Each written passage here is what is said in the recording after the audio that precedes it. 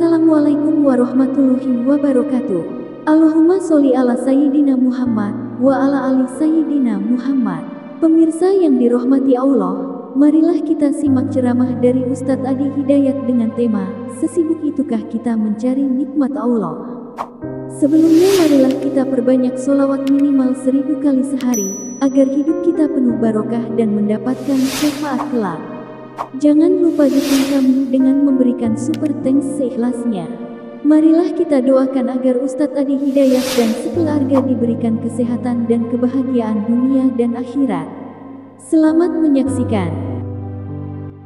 Kita bertasbih kepada Allah yang Maha Agung, yang telah menciptakan kita dengan sempurna. Di antara kesempurnaan itu memberikan bekal kepada kita yang terukur dan memberikan petunjuk kepada kita bagaimana menggunakan bekal itu agar benar digunakan sesuai dengan tugas dan misinya di muka bumi ini. Maka ada di antara kita yang bekalnya dominan pada pengetahuannya, diberikan oleh Allah ilmu dan dia berdoa, Rabbi zidni ilma, ya Allah tambahkan aku pengetahuan. Semakin bertambah ilmu bukan hanya menjadikan kita sebagai manusia yang pintar, tapi tingkat tertinggi dari manfaat ilmu itu adalah mampu mengenalkan dan mendekatkan kita dengan Allah Subhanahu wa Ta'ala.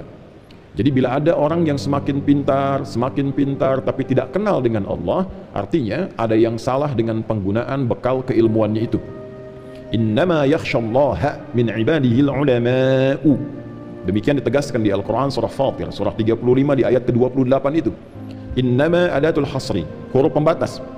Sungguh orang-orang yang kenal Allah sehingga merasa takut terawasi, karena takut dan terawasi itu menggunakan seluruh bagian tubuhnya untuk mendapatkan keridhaan Allah. Lisannya takut berbicara yang kotor karena merasa didengar oleh Allah, diawasi Allah. Tangannya takut digunakan pada yang tidak benar, takut korupsi, takut mencuri, takut menipu, takut mencontek, karena merasa dilihat dan diawasi oleh Allah Subhanahu wa Ta'ala. Sifat tertinggi kenal Allah sehingga menghadirkan rasa takut pada yang positif itu disebut dengan khasyah. Pemilik khasyah itu ternyata adalah ulama, orang-orang yang diberkahi oleh Allah dengan ilmunya. Tingkat tertinggi ilmu itu adalah mendekatkan diri kepada Allah, yang dengan kedekatan itu dibimbing ilmunya melahirkan perbuatan-perbuatan dan putusan yang bermanfaat. Ada yang diberikan oleh Allah Subhanahu wa Ta'ala dengan kedudukan. Qulillahumma malikal mulki tu'til mulka man tasha' wa tanzi'ul mulka mimman tasha' wa tu'izzu man tasha' wa tudhillu man tasha' biyadikal khair innaka ala kulli syai'in qadir. Ada yang diberikan oleh Allah kedudukan hak prerogatif Allah. Dari yang kecil di masyarakat ada RT, ada RW, naik ke atas jadi lurah, jadi camat, bupati, wali kota, gubernur, sampai dengan ke atas presiden, adalah titipan amanah Allah Subhanahu wa Ta'ala, yang dengan itu diharapkan memberikan manfaat yang mendekatkan setiap yang dipimpin itu dengan Allah Subhanahu wa Ta'ala. Ada tanggung jawab di situ. Karena itulah mengapa setiap pemimpin yang muslim ketika diberikan jabatan, diangkat dalam jabatan tertentu, dia mengatakan inna lillahi wa inna ilaihi raji'un. Kalimat itu kepasrahan untuk menyerahkan titipan itu dalam bimbingan Allah, sehingga selama periode ia menjabat dibimbing dari ujung kepala sampai kakinya untuk melahirkan putusan-putusan yang diridhai oleh Allah Subhanahu wa Ta'ala. Ada yang diberikan oleh Allah Subhanahu wa Ta'ala bekal dari harta benda, supaya dengan itu bisa ibadah kepada Allah. Ditingkatkan hartanya, diberikan kelebihan, bukan ingin mengangkat derajat, sekedar disebut dengan sifat duniawi sebagai orang kaya. Crazy rich, dari kota A, kota B, provinsi A, provinsi B, negara C, negara D, bukan itu.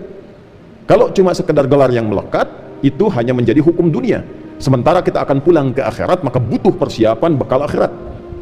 Maka status itu tidak akan bernilai di hadapan Allah sepanjang tidak digunakan bekal itu untuk beribadah kepada Allah Subhanahu wa Ta'ala. Itulah sebabnya kemudian ada hukum-hukum yang mengatur harta untuk ibadah. Ada zakat di Quran surah 9 ayat ke-60 dengan 8 golongannya. Innamas sadaqatu lil fuqara wal masakin wal 'amilina 'alaiha wal mu'allafati qulubuhum wa fir riqab wal gharimin wa fi sabilillah wa ibnis sabil, dan seterusnya ayat. Ada mengajak ibadah keluarga dengan harta supaya keluarga dekat dengan Allah. Wa bima anfaqu min amwalihim, Quran surah keempat ayat 34. Ada melihat kemudian orang tua, kerabat terdekat, anak yatim, orang-orang miskin, Quran surah kedua ayat 215. Yas'alunaka madza yunfiqun qul ma anfaqtum min khairin falil walidain wal aqrabin wal yatama wal masakin wa ibnis sabil. Ada lagi ibadah umum dengan harta untuk kemaslahatan bersama umat yang banyak. Al-Baqarah ayat 261. Bisa infak untuk sekolah, untuk pesantren, untuk jalan, untuk kehidupan. Mathalul ladzina yunfiquna amwalahum fi sabilillah kamathali habbatin ambatat sab'a sanabil fi kulli sumbulatin mi'atu habbah wallahu yudha'ifu liman yasha'u wallahu wasi'un alim.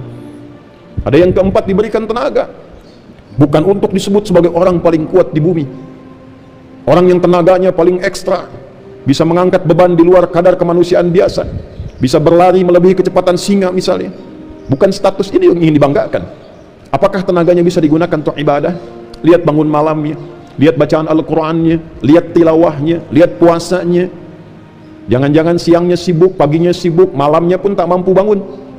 Innalaka fin nahari sabhan tawila. Sungguh pagimu sampai menjelang malam itu sibuknya luar biasa.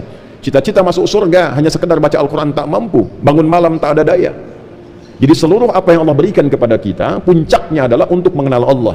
Inna fi khalqis samawati wal ardi wa ikhtilafil laili wan nahari la ayatin li ulil albab alladhina yadhkuruna Allaha qiyaman wa qu'udan wa 'ala junubihim wa yatafakkaruna fi khalqis samawati wal ard rabbana ma khalaqta hadha batila subhanaka faqina 'adzaban nar. Itu di antara ayat yang kita bacakan saat bangun tidur. Ali Imran ayat 190 sampai rangkaiannya ayat 200. Demikian disampaikan dalam Sunan Abu Daud nomor hadis 1367, tersambung riwayatnya pada sahabat junior Ibnu Abbas radhiyallahu taala anhuma saat mengamati kebiasaan Nabi bangun dari tidur. Itulah ulul albab, orang yang paham tentang kehidupan, orang yang mengerti untuk apa hidup. Tanyakan pada diri kita, untuk apa kita hidup? Kenapa ada di dunia ini? Setelah meninggal mau kemana? Nah, maka orang-orang yang paham tentang esensi hidup disebut dengan ulul albab. Dia mengerti bagaimana cara hidup dan dia gunakan bekal hidup yang telah dia ketahui untuk beribadah kepada Allah. Tinggal memilih. Tidak usah cemburu kepada yang banyak harta, tidak usah cemburu kepada yang banyak ilmu, tidak usah cemburu kepada yang tinggi jabatan, yang kuat, kemudian tenaganya. Cukup kita mau pilih dari empat itu, pilih yang mana supaya optimal ibadah kepada Allah Subhanahu wa taala. Ikhtiarkan.